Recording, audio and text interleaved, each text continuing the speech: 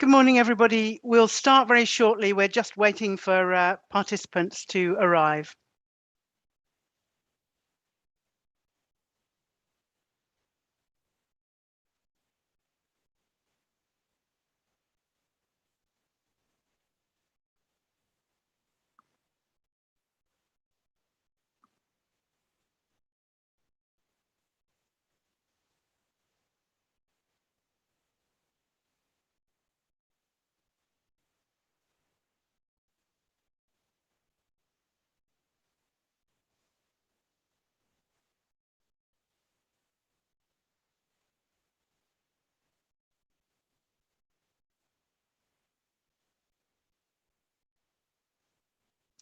We'll start in a couple of minutes. People are arriving rapidly at the moment, so just give a few more people a chance to arrive, and then we'll begin.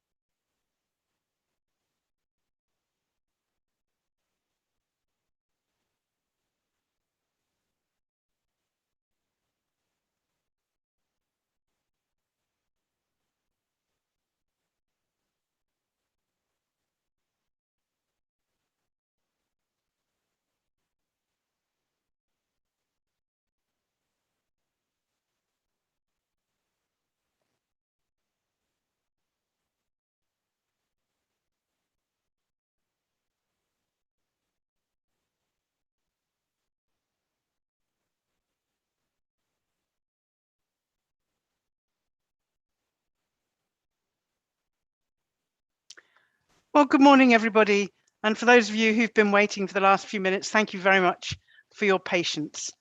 Welcome to this seminar on climate resilience and the UK's preparedness for climate risk. It's the 6th of the Committee on Climate Change's seminars, expanding on the content of the technical report, the evidence base for the 3rd climate change risk assessment, and indeed also on our advice to government on the 3rd climate change risk assessment, which we published in June this year. And it feels very timely with the Environment Agency's report, of course, that's just come out on the UK's failure to adapt to the changing climate. So the focus of today's seminar is the interaction between adaptation and our ambitions of achieving net zero. And there is a lot of interaction, and indeed we will struggle to achieve net zero unless we focus more strongly on adaptation. And there are 2 areas in particular where that is really critical. One of them is in terms of our energy system, and the other one is in terms of nature and our reliance on nature-based solutions for achieving net zero. So we've got a great lineup for you today. We're going to start with Richard Miller from the Climate Change Committee Secretariat. He's our head of adaptation. He's going to go through the recommendations, a summary of the recommendations from the technical report and indeed our advice report to government. We've then got 2 really expert panelists who are going to give us some commentary. We've got Emma Pinchbeck, the Chief Executive of Energy UK, and Professor Chris Evans from the UK Centre for Ecology and Hydrology. And we'll then move on to a Q&A session. And can I encourage you to start typing your questions in the chat as the panelists are talking, and also vote for the questions you like to make sure I ask the ones that are the ones that seem most relevant and most important to the majority of you. We'll kick the Q&A session off though, because we're lucky enough to have Mike Thompson from the Climate Change Committee Secretariat with us, and we will kick the Q&A session off by me taking chair's prerogative to ask Mike to tell us a bit about how climate change and the need for adaptation was taken into account in producing the committee's 6th carbon budget advice. So that's enough from me. Let us kick off with hearing from Richard Miller about what we said back in June. Richard. Thank you very much, and hello everyone. It's great to be able to speak to you this morning and to give you a few thoughts to kick off this webinar around the interaction of climate risk and the UK's net zero ambition to frame up the rest of the discussion we're going to have today. Next, please. So to start with, I just wanted to tell you a little bit about the risk assessment and how the many products we've produced fit together. So the CCRA is something that's produced every 5 years, and at the heart of it all is what's called the CCRA Technical Report. This was commissioned by the CCC from a consortium of independent experts in the UK from across academia and industry, and looks in detail at the risks that climate change is going to cause in the UK to various different parts of our society and economy. This ranges from natural environment, the built environment and our health, impacts on business and industry, impacts on infrastructure systems, and international impacts from climate change elsewhere in the world that's going to affect the UK through globalized systems. This provides an assessment in detail of these different risks and the adaptation actions that could be taken to combat them. And this, of course, builds on a wide set of literature that's out there. This includes impacts and adaptation assessments that are around in published scientific literature, and of course, the projections for what climate change might look like in the future in the UK from the UK Met Office.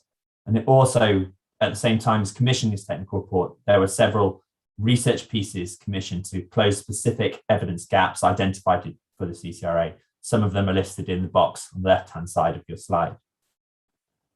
In addition to all of this, the committee under the Climate Change Act is asked to provide some independent advice to the government on these risks and which ones are the most important for being addressed in the National Adaptation Programme, which government is required to produce every 5 years to outline how the UK government is tackling changing climate in the UK and the risks that brings. This advice report sits on top of the rest of these outputs from the CCRA and forms that advice from the CCC as required under the Act, drawing from the rest of the technical report and this supporting wider literature. I'm going to spend a little bit of time just talking to you a little bit about some of the priorities we highlighted in this committee's advice report and how it particularly touches on the net zero agenda. So next slide, please. So what are the different risks facing the UK? Key output of the technical report is looking at these risks, and the authors identify 61 different risks and opportunities from climate change across all sectors of the economy, as I previously mentioned. Around half of these received an urgency score in the highest category. And this urgency score is a key output of the CCRA, which really says, what's the evidence base say about taking action today? The ones that are orange in this score, around half of the risks, are the ones where there's a strong case from the evidence that taking action now, above and beyond what we're already doing, is a really important part of actively addressing these risks and opportunities over the next 5 years. This action can't be delayed. There's a good case to take it now as opposed to later to avoid lock-in of climate impacts into the future and really fully address the risks as were outlined. And the vast majority of these 61 risks and opportunities fell into the top 2 urgency categories. That's these orange ones of more action needed, but also these additional yellow ones, which are offer further investigation risks. These are ones where there's also potentially a strong case for taking action now, but it's really important that we tackle these risks and really find out much more about them as a matter of urgency to really better understand the case for taking action now. So again, high priorities across the UK economy in tackling climate change that needs to happen now as opposed to later. Next, please. This risk assessment process happens every 5 years. So the previous CCRA, CCRA2, also looked in a very similar methodology at similar risks and opportunities and used the same scoring system to identify which ones are most urgent and which ones we are doing sufficient action on. As you can see in this chart, one of the key features of the change between the last risk assessment and this current one that we've just published is an increase in the number of risks falling into that more action required category, that most urgent category. This both indicates a changing evidence base and us learning more around how climate risks are going to affect the UK in the future, and really a building case for the urgency of taking action now to address these as we understand more about them, but also that policy action and adaptation planning is falling behind the rate that these risks are increasing. So again, it highlights the case that there's strong evidence base and strong urgency for addressing many of these now, and this is only growing over time as we learn more about these risks. Next slide, please. On top of these 61 risks, one of the asks for the government, for the committee, was to highlight, well, which ones of these are particularly important for being addressed and which one are the highest priorities over the next 2 or so years. So out of this, the committee pulled out 8 different risk areas as some of the ones where there's a strong opportunity and risk of lock-in if we don't, strong opportunity for taking action over the next couple of years and a high risk of lock-in if we fail to. Now, there are 8 different risk areas outlined on here. I'll just quickly speak through each of those before turning to ones that speak to the net zero challenge in particular. So the first 4 of these reflect to the UK's natural environment. They talk about the risks to species and ecosystems, the diversity of plants and animals we have around the UK, which is already a high risk from climate change and will continue to stay high as the climate continues to change through to at least mid-century and beyond. There are also risks to soils underpinning many of our agricultural ecosystem services, including obviously agricultural outputs, but also carbon sequestration. So again, an important one to address now, given that we know that droughts and floods and other weather conditions that affect soils will continue to change over the future. Another area the committee highlighted in particular was one we'll come back to in a second, is risks to carbon sequestration. So again, there's large stores of carbon across UK landscapes, and as climate conditions change through a variety of different hazards, some of these will come under more stress than they already are. At the same time as we're needing to increase these carbon stores to meet net zero. And the final one of these is the output from our land. So this is our crops, our livestock, and our forestry. And as the climates change, and this also creates different conditions for pests and diseases, it's important to be aware of these risks as we think about how you maximize the productivity in sustainable fashion from UK landscapes and UK economic activity from the land.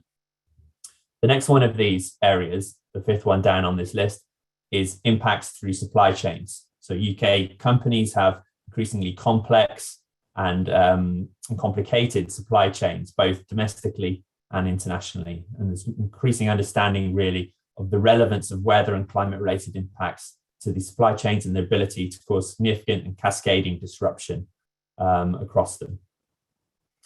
Further down, again, one we're going to spend more time discussing today is risks to the electricity system due to weather-related factors.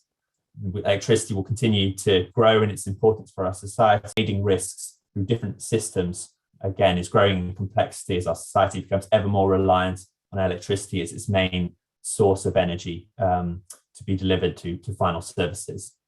And we'll speak a bit more about this in a second. And then just to close out this list, the final 2.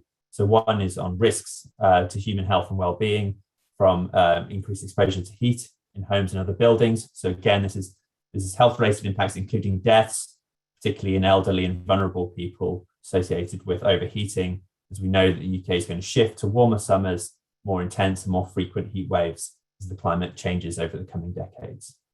And the final area the committee saw fit to highlight is again a complexity area related to international climate change. Climate change is obviously happening everywhere in the world, and those changes outside the UK will also have a potentially strong impact on us in the UK through how they affect in complex ways socioeconomic systems around the world, which then comes back to us through increasingly globalized networks and institutions the UK's part of and participates in across a range of different areas. So again, thinking about the opportunities and the urgency really of thinking about risks beyond the UK as part of our response in adapting the UK well to the climate we're seeing in the future across the world. Next, please. So I've spoken a little bit about the climate risks and those risks as we see them transitioning over the next 30 years or so, which will have important relevance for other developments in the UK. Now, the flip side of this is well, what other changes are happening in the UK over this period? And one that we're going to be focusing, obviously, particularly in this webinar, is the transition to net zero. This slide here outlines a pathway of sectoral emissions reductions that's consistent with the government's legislated targets for its 2030 nationally determined contribution, its 2035 sixth carbon budget, and the 2050 net zero greenhouse gas emissions target. And as you can see, over the next decades, all sectors will be required to rapidly reduce their emissions, and most sectors will reduce them very much down to almost entirely zero by 2050 as part of an efficient contribution to this economy-wide greenhouse gas reduction pathway that's outlined under the Climate Change Act. Really, if we look at the right-hand side of the figure, the only sectors that are really expected to be continually emitting in 2050 is agriculture and aviation. And within even these sectors, there'll be significant activities to help reduce emissions and try and limit the amount of residual greenhouse gas sources that are being emitted into the atmosphere at those points. But to meet net zero, we know that because there will be some emitting sectors left, there is also a need for carbon removal. So if you look below the line, below the axis on this figure, you'll see that there's a need and scaling up of both natural carbon removals in the dark green color, but also engineered carbon removals in black to help offset these emissions. Now, the story in many of these sectors is largely the same, which is that this decade, we need to see a large investment, development, and scaling up of the business models and supply chains for zero carbon options in every part of the economy, which means by 2030, we should be in a position to then make sure that basically everything that's sold or bought in the economy is zero carbon, allowing us over the following 2 decades to really roll that through the capital stock, meaning that by the time we get down towards 2050, there's nothing really left in our economy that's emitting net emissions of greenhouse gases, allowing us to therefore meet these targets on the path to net zero, but also that net zero target in 2050. Next, please. So how do this net zero transition connect to these climate risks and these priority risks that I outlined in the previous slide? Well, there are 2 particular areas that we're going to focus on today. One is the risks to natural carbon stores and sequestration that need to scale up the natural removals to help meet net zero, and how can that be achieved given the changing climate hazards we're also seeing at the same time as this need to increase. And the second one is this increasing reliance on electricity. Key lever in achieving those emissions reductions in many of those sectors outlined on the previous chart is increasing the use of electricity, so particularly in transport, in heating, for example, where heat pumps and electric vehicles are going to be 2 really important parts of the solution. Making sure we can deliver a resilient electricity system that's reaching all these different parts of the economy becomes ever more important and vital to the net zero ambition too, that we can deliver this. Now, before we focus on each of these in 2 quick slides before handing over to the panelists, I thought it's worth also mentioning that there are, of course, other areas where climate adaptation and net zero interlink. One example is also connected to agriculture, in that we know that productivity improvements, yield improvements, maybe of the order of 10% per decade, are necessary to deliver the reductions in agricultural emissions as part of these net zero pathways, and also help free up land for carbon sequestration at the same time. So again, thinking about how can we deliver that and being aware of the climate risks and changing climate conditions that are going to be going on at the same time to make sure we can do that in a sustainable fashion will be important there. And then the other area to highlight is also in the built environment, where we know that retrofitting of existing homes to make them more energy efficient is a key part of the net zero transition. And there are potentially both challenges and opportunities with climate adaptation there, in that ventilation needs to be thought about at the same time as increasing energy efficiency to help avoid potentially detrimental impacts for overheating risks. But there are also opportunities of considering, when we do these retrofits, that there are also opportunities to look at, can we also increase and improve the properties of buildings that help reduce overheating risks at that same time. So those are two other areas which are important, but we won't focus more on today. But if we go to the next slide, please, we'll quickly frame up just these two different areas before opening it to the panelists for their thoughts on how these two topics link up. So taking them with electricity first. So we do know, as I've mentioned previously, that decarbonisation is fundamentally changing the role of electricity in the economy. As I've mentioned, heating, transport, lighting, cooking, and many critical services will almost entirely rely on electricity as their key energy source in the future. And the chart here on the right just shows, again, in a net zero pathway, this scaling up of the electricity system, potential doubling or more than a doubling by 2050 that will be needed as part of delivering net zero. But this also, I think, raises the opportunity to, we know this scaling up is going to happen, and there's large investments in the energy system and the electricity system particularly that are going to be required to deliver that, and making sure that this is delivered in a way that's consistent with a resilient climate system, being aware that we're going to be moving towards a system that's going to be dominated by more weather-dependent sources, so particularly offshore wind, where the government is committed to an increase to 40 gigawatts by 2030, a almost fourfold increase really on what we have around today. So really large increases, good opportunities as well if we can be mindful of the climate risks, both to the individual assets of the electricity system, but also the system-wide risks as we run an electricity system ever more dependent on these sources. It can be done, and it absolutely should be done, but it's important that we accurately and properly consider a changing climate and planning for that system, which we know will have large potential cascade effects if it fails across different systems that are ever more complex and being linked to it, including increasingly transport and heating. Next slide, please. So again, flipping to carbon stores. As I mentioned previously, we know that net zero requires negative emissions from nature to help offset some residual sectors in part. At least around 20 megatons of removals by 2050, consistent with CCC scenarios, to get to net zero overall in the whole economy. And that's a net removal figure. So the actual sort of gross removals in the natural sector is actually larger than that, around maybe 40 megatons of removals by 2050. And this does need to be delivered at the same time as the changing climate is taken account of. So we know that soils are increasingly impacted by climate, including flooding and drought, and how those conditions will change in the future.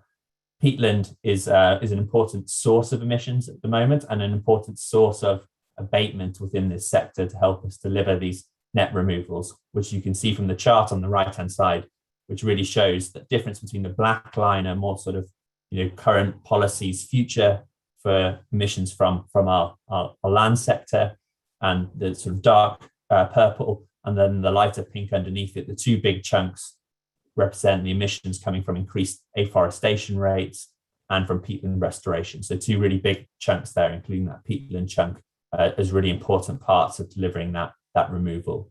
So thinking about how we can be delivering those levels of removals, also aware of the pressures and challenges that peat is under today, from both human pressures that are then being exacerbated by changing climate conditions.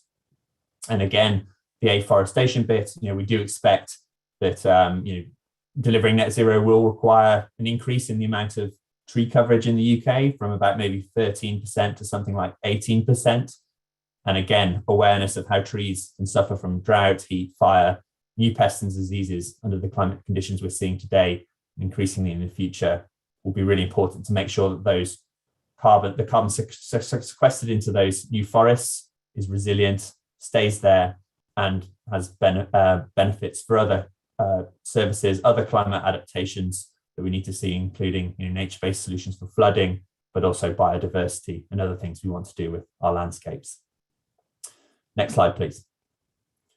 So we'll return to those areas in a second with our panelists, but just before we wrap up, I thought it'd be nice to end this presentation with the 10 principles that the committee highlighted for effective adaptation. Now, there's a lot of principles on this slide, so I'm not going to talk through all of them, but just to draw out a couple that are particularly relevant for this discussion today. And one of them is the one in the center here. Number one, a vision for a well-adapted UK. I think part of upscaling our efforts on adaptation and taking the next steps to really make the UK more well-adapted to these changes that we're going to see than we are today requires a sense of where we're going. I think net zero is a really important part of that. And this really bleeds into the principle number two, which is integrated adaptation to other priorities, that if we want a vision of where we're going, a vision of a well-adapted net zero UK, we really need to be thinking about these things in tandem. Net zero won't be delivered, particularly in these two areas that we've talked about, unless we're fully cognizant of a changing climate, the risks that provides, but also how we address those options. Other ones I think that are useful to highlight in this area is principle number 5, preparedness for unpredictable extremes. We know particularly in the in sensitive systems such as the land sector, we will see conditions that we haven't seen before in the past. And we need to be planning for those now if we want those carbon stores to be resilient and to make sure that when we put carbon into the landscape, it stays there and does what we want it to from a climate perspective. And then the final one to highlight here, I think, is consider the opportunities. Both of these sectors are areas where we know that the net zero agenda and the net zero transitions that we need to see can have significant benefits for wider goals, including climate adaptation. And if we can think about these in a joined up fashion, in a way that's integrated and understands the potential synergies, where the potential trade-offs are, and really consider them as one system, trying to make a resilient UK. I think there are areas where we know we can do this in a sensible fashion if we take sufficient steps today. So again, thinking about the opportunities of these big scale-ups that are going to be needed to both deliver lower emissions, more sequestered carbon, but also a more resilient UK at the same time. Next, please. I think that's everything from me. So thank you, and I'll hand back to our chair for the next stage of the session. Thank you very much, Richard, for that very clear presentation. So I'm now delighted to move to Emma Pinchbeck from Energy UK to comment on the risks to essentially an all-electric UK by 2050. Thank you. So look, I'll keep this relatively brief, and I'm afraid slightly wonkish, because I think that Rich has just done a good job of covering the kind of sweep of adaptation. Having said that, just to start on a mitigation point, clearly the biggest risk for this sector, as others, is not tackling climate change at all. So the priority for us is still that energy transition. And on the point of electrification, look, it's not just for decarbonisation reasons that we're going that way, but simply that the sheer economics and the attractiveness of running a system which is more dependent on electrons is now clear to the sector. I think there is if we're looking at resilience in terms of that transition, particularly within increased issues from extreme weather events, we are keen to make sure we can do that and do it with minimum disruption. And that does mean that we're going to need some pretty concrete action from government on the mitigation side. So, things like network planning, our planning system, full stop, lots of non-market barriers that have an overlap with what we're going to be talking about on adaptation, very much needed over the next decade. But just in the long run, whilst there are complexities at running a more complex and electrically driven system, we are really confident that that system is one that's secure. And the most basic reason for that is that we'll have more distributed plant. So on the one hand, more actors in the system, which is something to manage. On the other, more options to deal with a system in the event of weather events, which tend to be more localized. So it's I suppose swings and roundabouts on the overall system resilience and the direction we're taking, but from a climate point of view, absolutely necessary. In terms of the sector and adaptation, we've been reporting on adaptation since 2015 as a sector, and been very happy to contribute to the CCC's and others reporting processes. There's been a bit of a shift in what we've reported on this year, which reflects that change in the system. So historically, we've tended to focus on our large plants, often thermal plants. But the reports that we've put forward this year, and which has been included in the CCC's adaptation reporting, also looks at a more distributed thermal plants, so plant that's 50 to 100 megawatts, and for the first time wind, so large wind farms. And our reporting covers 62% of UK capacity, so it's not all of it, but it's a lot of our generation, and it's generation assets that we focus on. The other thing is we don't look at plant when we know it's coming off the system imminently, obviously. So we don't consider coal, for example, because the coal phase out. We don't look at plant that's been given a limited life directive from the EU, so stuff we know is coming off. And we're trying to look out to around 2039, so it's the next couple of decades. In terms of what the sector does and what we think about, firstly, they've been planning an environmental policy changes, which basically means for building new plant, we now have to consider climate risk. And that's things like, the location of the plant and mitigating flood risk. I'll come on to some of the risks we look at in a moment. And we have to report to the planning inspectorate what we're intending to do every single time we've got plans for a new plant, large plant in particular. But increasingly, the sector is also looking at adaptation as part of its corporate governance. From a climate mitigation point of view, the fact that we have a carbon price and carbon budgets in the UK means that the sector has been conscious of things like stranded assets from a resilience point of view, or climate risk with that economic hat on for a long time. But now, in addition, they are looking at basic reporting on some of the more common climate risks like flooding or temperature changes as part of our ordinary governance reporting, and it's kind of best practice on the international standards now for governance. Again, we've been doing this since 2015, so we had already identified some risks, and the sector is moving to do things about that where it can on existing and new plant. And the last thing to say is, on the kind of overview, is that rather than case by case and plant by plant now, I think, as Baroness Brown said, the biggest question for adaptation is about the whole system resilience. And as we bring forward, and that's within the electricity system itself, so as we bring forward, more heat pumps, more EVs, a kind of more distributed system, how we manage risks right across it, but also the interdependency of energy infrastructure with our other areas of the economy. So in particular, things like water abstraction and use, or recovered land use, that's relevant to us for sequestration, but also for things like bio energy too. So, and we need to get better at that. Just for those of you that I get asked quite often about what the risks to energy infrastructure are. So here are some of the things that we cover. For generation assets, the risks are of all kinds, not just renewables, are to do with the supply chain. So we rely on having available fuel, having available raw materials for our plant, water in particular, because most thermal generation will have some kind of cooling, particularly for nuclear, but also some of our other assets have cooling involved, usually done with water. That's why, again, a lot of our infrastructure is therefore sited near sources of water or the coasts, which in terms of location then means we have to look at things like drought, flooding, and coastal erosion. We look at network infrastructure, and that's an increasing risk. So is the transmission system fit for purpose? Are there risks to the transmission system that affect the generating plant? Waste, and now increasingly changes in weather patterns, so things like ambient temperature changes, storms, the level of kinetic energy that goes into hydro plants, so and things like landslides and increasing slippages. So these are all risks that the sector already tracks, and the measures that they put in place, sometimes very simply looking at projections for things like coastal erosion and flooding and moving plant if necessary.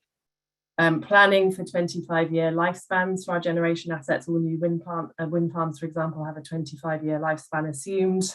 The turbines themselves, the wind turbines themselves, are designed for 25 years and assume changing climatic conditions in their design.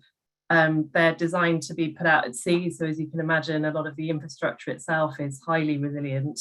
And now increasingly all of our infrastructure is designed for and thought about in terms of extreme weather events, so flood risk. So I can think of at least one power station where we've built the kind of key bits of the power station, like the generation room, up. So it's higher above sea level than we traditionally built to accommodate for flooding. So there's a lot more to do. As I said, a lot of these risks have been kind of looked at plant by plant, and we're very aware of interdependencies. And just to raise the spectre of the August and night blackout, that actually taught us quite a lot about what happens when part of the energy system, and it was a distributed part of the energy system, fails, triggers a failure in the wider energy system, but then that affects other key infrastructure, in this particular instance, trains. And the reviews of that have been done by the Energy Emergencies Executive Committee and by the National Infrastructure Committee have identified this need to think much more broadly across sectors of the economy. And obviously we're in the middle of an energy crisis where I think people have learned that energy underpins many other bits of our economy, but also that we have global supply chains that are interdependent too. So this is a personal view, but I think we need to take a much broader view of the risks of the economy. And I was struck that Richard talked about human factors, things like availability of workers or kind of supply chain failures. That will apply to the energy sector as much as anything else. So that's a brief canter through what we're already doing. I think there's an acknowledgement we need to do more, but I'm quite proud of the way that the traditional energy sector has stepped up to look at this. We recognise that it's incredibly important. I'd like to see us take on that leadership role for some of the interdependencies, and I suppose that's the challenge for the next decade as we transition to a net zero system. Thank you very much, Emma. And I think we would very much agree with you on the Adaptation Committee. We've always ranked the kind of risk assessment that the individual plants and generators do pretty highly in our adaptation reports, but really the issue has moved to I think the system risk. And the system risk, because as you have said, the cascade of failures you get potentially from a failure in part of the electricity system is already significant. By the time we get to 2050, when not 15% of our energy is electric, but something like 70% of our energy is electric, those cascades will just be, the magnitudes of them will just be so much greater. So as you say, we've got to get everybody thinking of moving to this system risk approach. And I think it'll be interesting to hear more from you about that later. But now we must move to Chris Evans to talk about some of the natural environment side of things. Chris, please. Thank you. So a slight change of tack, but not completely. So my background is very much from the emissions reporting from the land use sector and mitigation, which to date has largely been about reducing emissions. And it's worth saying that while trees are taking up carbon, as Richard mentioned, things like peatlands are still emitting. So just getting that down is the first step. But looking at the figure that he showed, there's a long way to go from that to the kind of net sequestration that is being factored into things like the sixth carbon budget. And I think it's fair to say that a lot of that planning has not been particularly cognizant of climate change risk, and current emissions inventory reporting doesn't take that into account. So there are some challenges, and I was just going to comment briefly, really, because it'd be good to get to questions on a few of the kind of potential, where there are sort of win-wins and where there might be tension. So I think it's fairly clear that restoring ecosystems through things like nature-based solutions has the potential to sequester CO2, to store it fairly securely within terrestrial ecosystems, although that's not always the case, whilst also conferring increased climate change resilience. So I think there's a sort of fairly easy narrative there, and that's touched on in the report. But if we want to scale up land-based removals, well, we have choices. We can either put our eggs into things like direct air capture and carbon storage, and that's a very energy-hungry process, and that relates back to what Emma was just talking about. Bioenergy with carbon capture and storage, that's generally viewed as an engineered solution, but it needs biomass, and at the moment that biomass is largely coming from North America. As you probably saw, that quite a lot of the forests caught fire this summer. So in terms of climate change resilience and broader issues with international competition for biomass and supply chains, it's a debating point, at least, whether that's a secure path to net zero, or we have to use the UK landscape through a range of measures, whether that's actually producing the biomass in country to feed BECCS, or whether it's actually trying to sequester carbon through forestation or habitat restoration or other measures to do with things like changes in farming practices, enhanced weathering, so putting basalt dust into the landscape to try and increase CO2 uptake through weathering processes, producing and applying biochar as a recalcitrant store of carbon within the landscape, and all of this. So at risk of a slight spoiler alert, we did a report for Bays with Element Energy earlier this year, which isn't published yet. It should be imminently, so I won't go into specifics, but the general assessment was, okay, well, this is how much kind of greenhouse gas removal is in the 6th carbon budget. What would we have to do to go beyond that? But thinking about both the engineered side and the land use side. And I guess the take home is that it starts to get really hard. We live on a relatively highly populated and fairly small island or islands. We want a lot from our land. We don't just want carbon, we want food production, we want all the value that people gain from the land.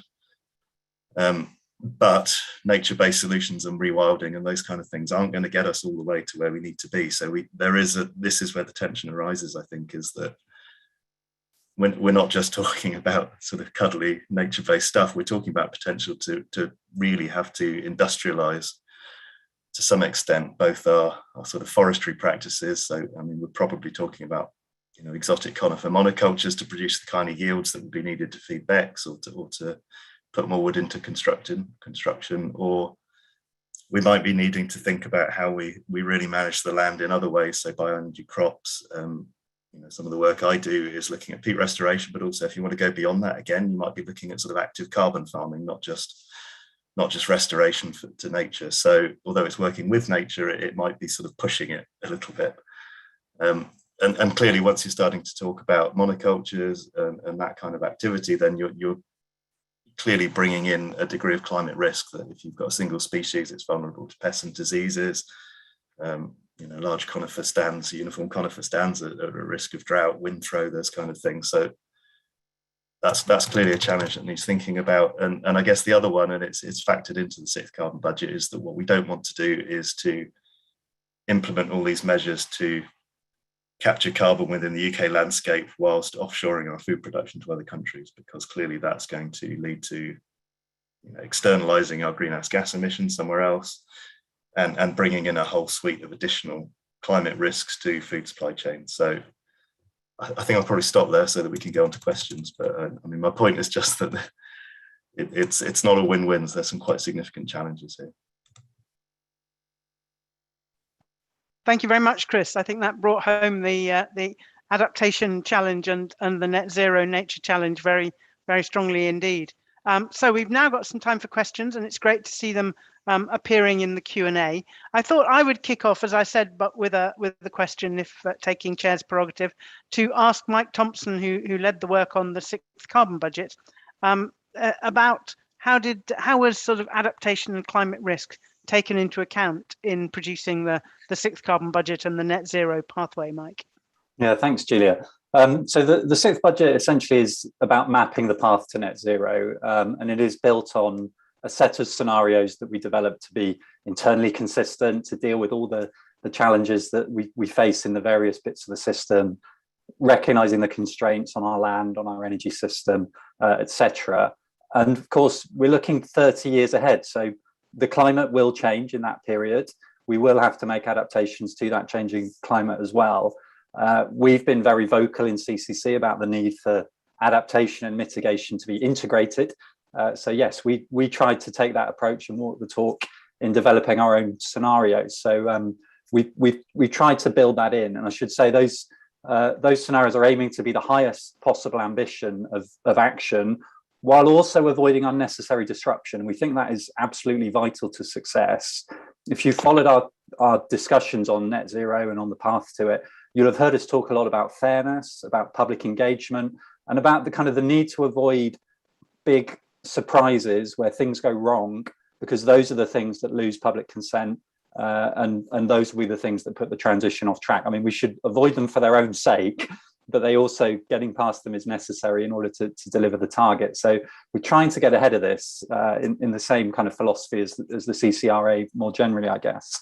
I'll pick out the three key areas where we built this into the scenario.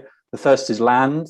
Chris has kind of talked about some of this, obviously, but essentially recognizing that the right tree in the right place will mean something different in the future to what it means now.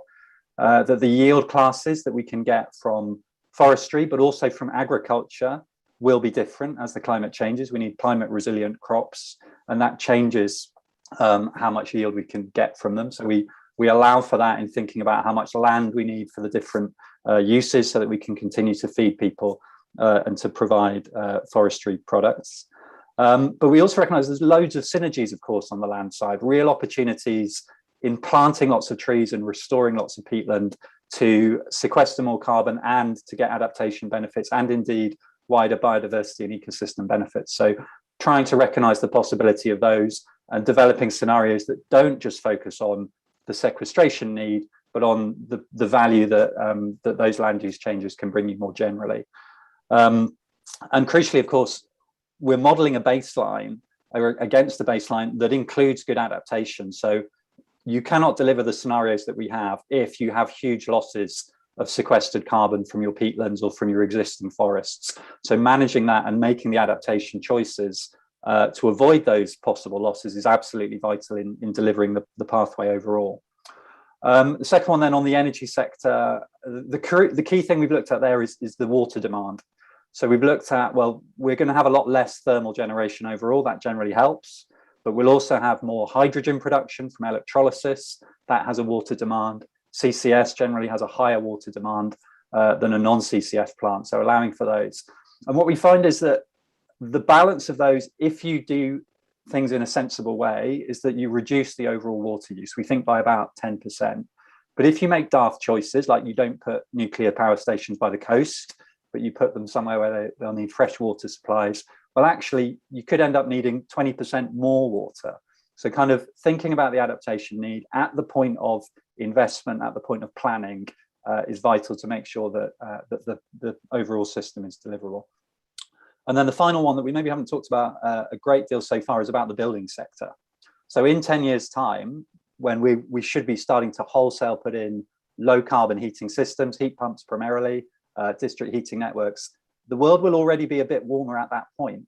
And that changes both the overall demand for heating and the size of the systems that you need to put in. And so we've allowed for that in the scenarios that we've done. That filters through to the costs, filters through to the energy demand, it filters through to the design of the system overall. And of course, the other thing that's going on is that we'll be undertaking a huge retrofit program of people's homes, insulating them better, switching them to low carbon heating. And in doing that, we must make sure that we don't exacerbate overheating risks. And in fact, where we can, take the opportunities to make overheating risks reduce, and indeed to look at water efficiency, to look at flood resilience, so that when we're going into people's homes, we're not going in again and again and repeatedly asking them to do something different. But as far as possible, we're trying to design things in a good way from the start, and we're trying to reduce the hassle and improve the lives and the comfort of people's homes as we go. So we think you absolutely can deliver net zero, you can deliver the path we've provided. It's been designed to be delivered in a changing climate, in an adapting world, but we need to be honest about the challenges ahead. We need to think about them, we need to talk about them, we need to understand them, and then we need to prepare for them. Thank you very much, Mike. Well, now I must move to the questions that are coming in. And the most popular question is one that relates to that principle number 5 that Richard mentioned in his talk about the unforeseen and unforeseen hazards and tipping points, asking to what extent does our assessment account for those, and to what extent should we be preparing for catastrophic climate scenarios today. And I think, the situation in Germany earlier this year points to the fact that these unforeseen catastrophic events are already happening. So Richard, I don't know if you'd like to comment on that one. Yep, sure. So I think this CCRA actually gave a lot more focus to these kinds of events than previous ones. So we termed it low likelihood, high impact events, really to capture this variety of potential changes that could happen. I think yeah, the authors did a good job trying to sort of map how these changes that are possible, but not within this sort of typical cone, how that could affect the risks. I think it's an area where we can do more as well. I think probably in several areas, there's more work to be done to understand, looking at these scenarios, how do we map that into decision making? And for me, I think the real thing, if you think about decision making, is to think, well, where are the gates where you change your decision, and to understand, are these possible scenarios that could still happen? Still, will they change your decisions? And I think we can do more in the future to help build out that in terms of linking it to make it more actionable. I think it's also worth saying that there are still significant possibilities of these things that could happen and could have knock-on effects in the UK. One that's probably relevant for this discussion is that there's still possibilities of significant circulation change in the North Atlantic that could mean quite different wind patterns that we're used to, different storm patterns through the winter. So again, sort of thinking about electricity planning, I think it's definitely useful to be aware that these outcomes are still in the set of outcomes that we have to consider as part of a prudent risk assessment. And I think the German experience says that you can have very good climate modelling, but if you haven't got the early warning systems in place, and indeed if you haven't educated the public so you get the right behaviours in response to warnings, I think in Germany people moved into their basements thinking they would be safer and with terrible consequences. So I think we need to be making sure that kind of thinking and planning is in place. The next most popular one is asks our thoughts on the way DEFRA's 25-year environment plan takes climate change, adaptation and mitigation into consideration. And I'll throw that one to you, Chris, if I may. I'd rather have answered the last one. Yeah, sorry, excuse me. I think it does. I wouldn't want to comment on the detail because I haven't read it end to end, but I mean, clearly it's factored into the decision making. I guess the questions are about how the kind of planning is turned into practice. So particularly in the area I work in, there's a lot of good intentions and a lot of ambition within the land area, but a lot of it's being delivered through agri-environment schemes, which is still to a large extent optional.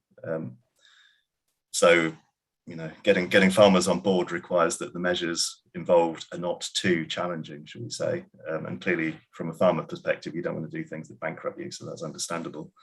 But to achieve the sort of system level change in agricultural management that might deliver both carbon sequestration and perhaps changes in resilience, it's quite hard to do that through a kind of opt-in system. So to me, that's where the biggest challenges lie, is trying to, and also often these things need to happen at a multiple farm scale. So if one individual signs up but an adjacent farm doesn't, that may not help. So it needs some thinking as to how you get from that, deliver the ambition at the scale it's required. Thank you. I'll throw that one to Mike as well from a mitigation perspective. Yeah, I mean, I think similar answer to Chris. I think vaguely is the short answer, and it's all about now how we translate it into practice and have actual policies behind it to deliver the good intent. I think we'd really like to see nice, quantified, measurable, monitorable targets.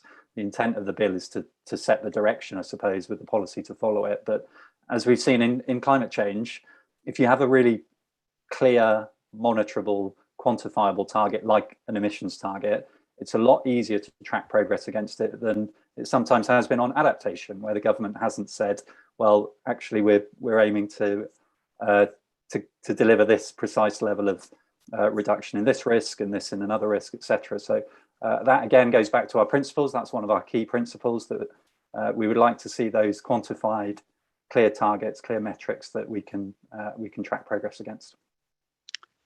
Thank you. Then the next question is about water, but it makes the point that Mike, I think, and Emma both made very well, which was that we take into account the availability of water for the net zero, particularly the energy technologies. But what about the impact of increased hot or warm cooling water going into already warming riverine and estuarine environments?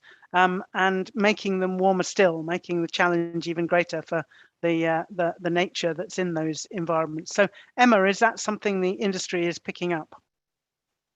Yeah, so in terms of risks that we look at for water, firstly, and actually ambient temperature, we model where we're expecting increases to be, both in terms of water temperature and air temperature, and primarily naturally for industry, the risks to our infrastructure of those changes.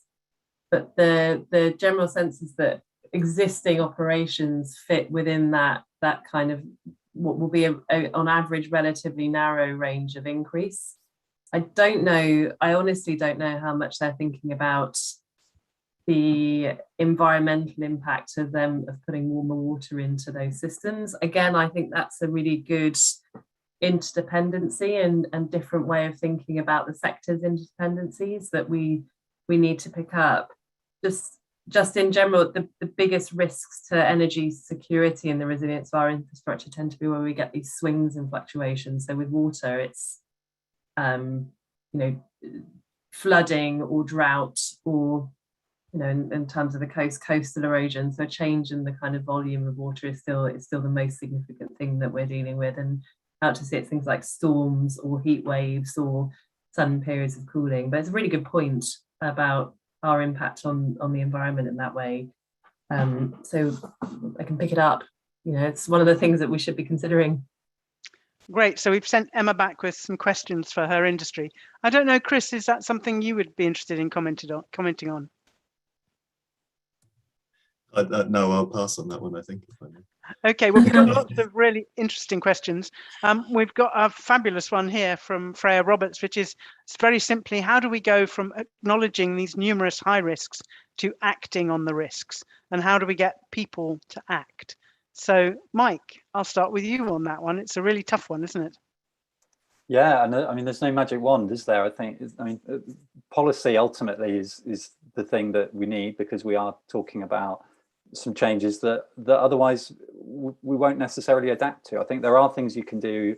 The energy sector obviously is thinking about the things in its control, but not everything is within its control. So particularly, I think when you get down to the environmental risks, then you naturally are in an area of externalities, an area of market failures, and of a system that fundamentally doesn't price what we're trying to achieve. So the answer to that normally is that you have policy response to drive the actions that you're trying to encourage, and we have some of it in some areas, but we have lots of gaps at the moment. Is kind of the honest answer, I think. We're trying to work out an interesting thing at the moment, which is to try and just map much more the theory of change through from policy through to the actions we need, the outcomes we're looking for in the different areas, and then ultimately the managing of climate risk. This is all kind of bundled in, I think, with that vision of what does a well-adapted UK look like. And how do we then go about achieving it and delivering it? But I think ultimately a real combination of policy levers, and I guess drawing on the experience of where the successes have come in net zero, the policy works when you're pretty clear what you're trying to achieve, when you pay for things that need to be paid for and won't be paid for in the market, and you tackle the barriers to action. And the barriers to action, then we're getting into how the public respond, how individuals respond. If we're getting into landowners and farmers, you've got lots of complicated issues around tenancies, etc., that you need to get in and tackle as well. So good, well-designed policy that is thinking about the people it's trying to affect and what will drive their behaviour, I think is fundamentally what we're looking for. But there's no magic wand to wave to get there. There's a lot of work to do, I think. Emma, have you got any quick thoughts on that one? Yeah, so quick thoughts. It's very difficult to get people to picture the long term. That's the fundamental challenge of climate change. It's hard for us to picture these impacts. And even when they happen, I think the natural human tendency is to see them as a one-off rather than part of a kind of bigger pattern. It's so difficult to do. But that said, just in addition to what Mike's saying, policy really, really does work. It's easier with large infrastructure. So one of the reasons the traditional energy sector is doing this is our plant is up for 25 years. So we're used to thinking about 25-year lifespans, and the policy has focused on that kind of infrastructure. There are two other big pressures on industry to change. One is our investors. So even if you're not building big infrastructure, if you're building things like EV charging or you're retrofitting people's homes, the money for that is increasingly coming from investors who themselves are worried about climate risk and want businesses to do something about it. So looking at the investor community in ESG then drives changes in the private sector. And the last one is public license to operate. And I think we're increasingly seeing that as the public understand impacts in their own communities, homes, environments, that they are requiring industry to do more in return for, you know, being able to operate. And I think we'll see more of that over the next decade as we're starting to see impacts bite. So just to give you a very quick example, I live in East London. We had flooding this year. I live in a neighbourhood where there's been a lot of debate about low traffic neighbourhoods. It was interesting that people immediately made the link from flooding to infrastructure being designed around cars and asking local government for more adaptive infrastructure, and just that kind of weather event triggered a really big change in the debate locally about what we needed from our own infrastructure. So I would imagine public pressure will also do some of this over the next 10 years. It's a shame, isn't it, that we have to have a disaster to get that pressure, though. But I must bring things to a close now. So thank all of our speakers very much indeed. Thank the audience for some brilliant questions, and I'm really sorry we didn't get to answer more of them, because there's some really thoughtful questions which we will look through after the event. And finally, can I thank the whole of the CCC team for all of the hard work that goes into producing these really important reports. And I'd just finally like to remind everybody that the last in our series of these seminars on adaptation is next week, and it's on international risks. And we've heard a bit today about how important some of the international risks are. So please let me encourage you to sign up for that one, and we'll look forward to seeing you again next week, please. So thank you, everybody, very much indeed, and goodbye.